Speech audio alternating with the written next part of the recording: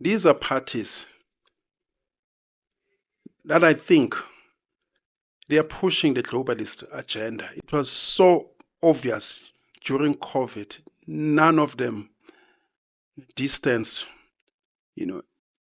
themselves from the Billigators' mandate. And for me now, the parliamentary system, South African parliamentary system itself, it is a betrayal of the South African masses. That's why I have never voted.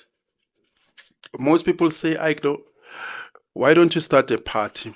I cannot start a party and be part of the George Soros consensus because I know where this CODESA started. I oppose it. When George Soros came to South Africa, selling the new South Africa dream, I opposed that. I was one of the leading students. Hence, some of the people who followed me, they have since perished. They died then. Some of them, they took up arms. So what am I saying to their parents? If I now join them, and I feel good, the parliamentary system as it is, it's not going to solve our problem. Something needed to happen. It needed to dissolve. Even the constitution that we have. This is a democracy for the multinationals, for the bourgeoisie, the people who are owning us in Wall Street. And some, they say, South Africa is registered as a company. I can believe that. There was one guy called Billy.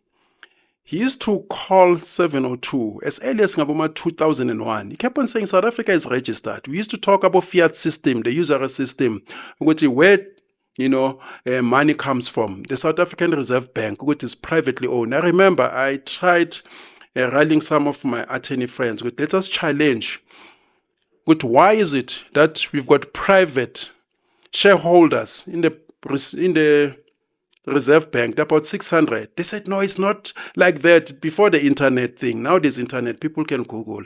And I can tell you, it is so difficult to challenge these guys because they've got top lawyers who've coined the laws to defend them. Some they put PEE, some, they put on these regulations. Because I was saying, if me and you cannot be shareholders, South African Reserve Bank, what entitles these guys?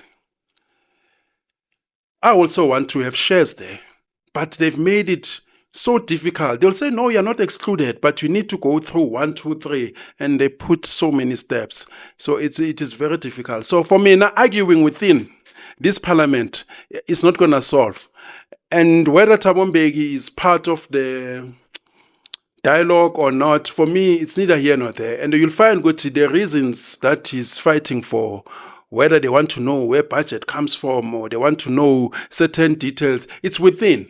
For me, it's not going to help. Look, these guys, when they campaign, they always do door-to-door, asking people, what is it that people want? Are you telling me since 1994 they don't know? Cyril Ramaphosa, no.